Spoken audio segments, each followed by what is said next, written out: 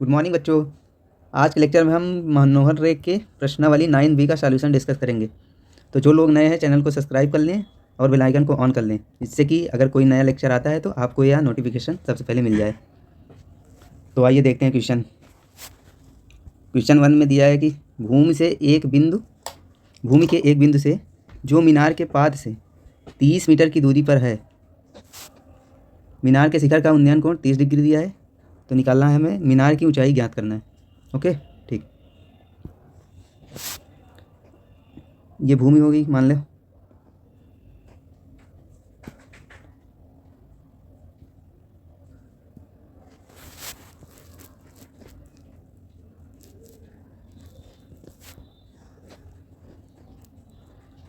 मान लेते हैं ये कोई ग्राउंड है।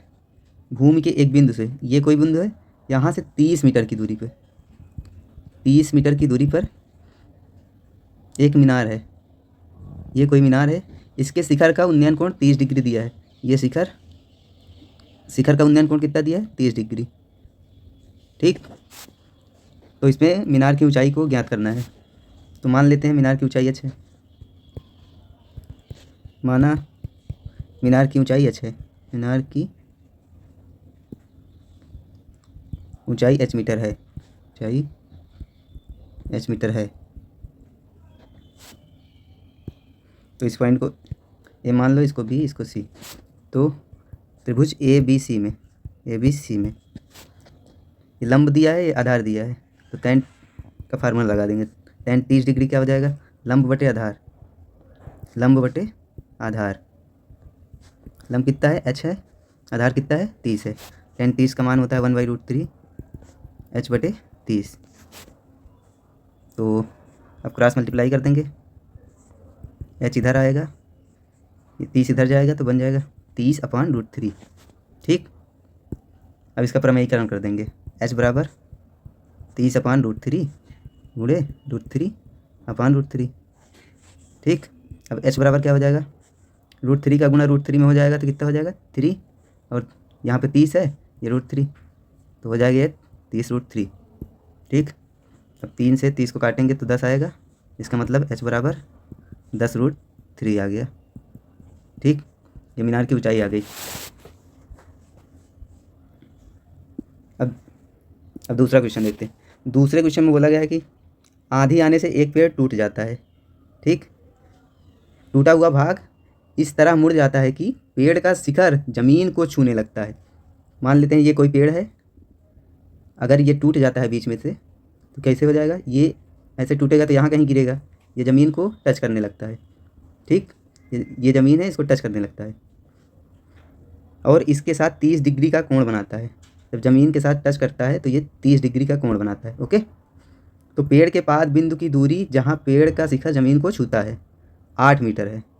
ठीक, मतलब पाद बिंदु से और ये पेड़ का जहाँ शिखर टच करता है ज़मीन को, ये 8 मीटर है। ठीक, तो पेड़ की ऊंचाई ज्ञात करना है हमें। तो आओ देखते हैं इसको।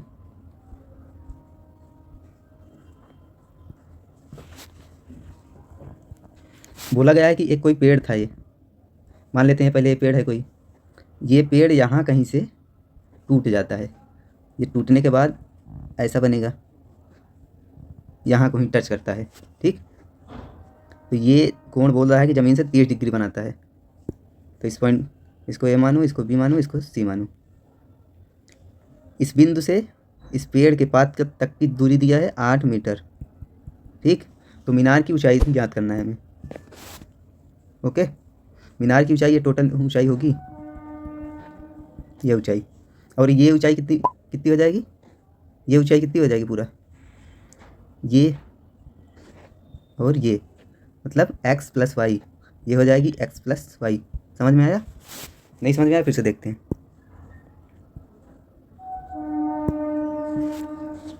देखो, माना BC x मान लिया, AC को मान लेते हैं y। ठीक, BC x AC y। ठीक, ये पेड़ ही तो है जो टूटा है, ये पूरा पेड़ ही तो है जो टूट के गिरा है, यही तो है। यहाँ से टूट गया है, ये मुड़ गया ऐसे यहाँ से, तो ये पेड़ की टोटल हाइट कितना होगा? x + y। ठीक, ये हो जाएगा x + y। समझ में आया? ठीक, ये हो जाएगा एक्स प्लस वाई। तो क्या हो जाएगा, पेड़ की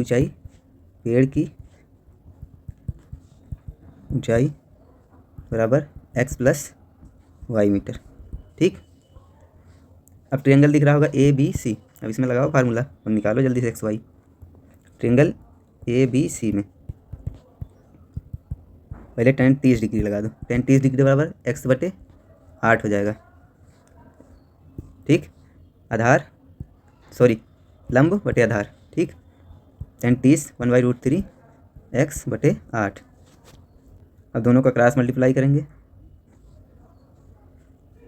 एक्स इधर रह जाएगा, √3, ये 8 इधर आएगा, एक्स यहीं पे रहेगा, तो ये हो जाएगा 8/√3 मीटर।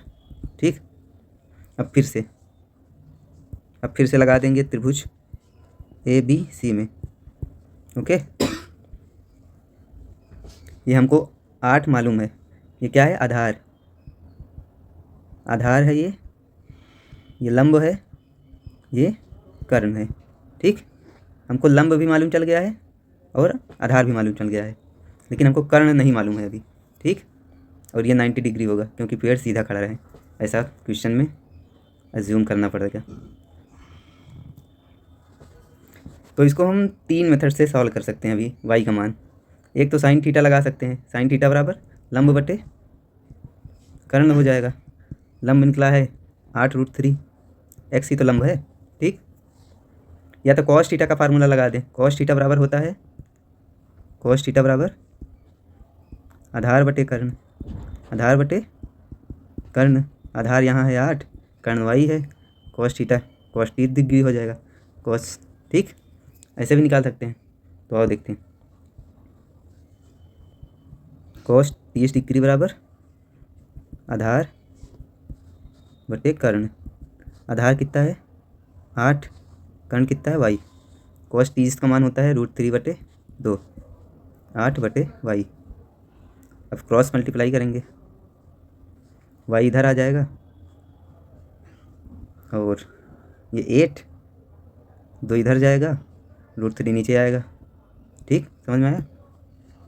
y यहाँ आ गया, 2 इधर गया, इधर भाग में है तो इधर गुणा में हो जाएगा, और ये यहाँ पे ऊपर है तो नीचे आ जाएगा ये √3। ठीक, समझ में आया। ओके, तो y बराबर क्या हो जाएगा 16√3। ठीक, मीटर। अब मीनार की ऊंचाई कितना हो जाएगा, मीनार की ऊंचाई बराबर एक्स प्लस वाई। एक्स कितना निकाला है हमने 8/√3 प्लस वाई बराबर 16/√3। √3 एलसीएम हो जाएगा, 16 + 8 24। अब इसका हम प्रमेयीकरण कर देंगे। ठीक, √3 नीचे है, √3 को नीचे हटाने के लिए प्रमेयीकरण करेंगे। ठीक, अब ये हो जाएगा 24√3 और नीचे √3 × √3 3 हो जाएगा। अब 3 से 24 काटेंगे तो 8 बार जाएगा, ये हो जाएगा 8√3 मीटर। ये हो गई मीनार की ऊंचाई। ठीक, समझ में आ गया। ओके,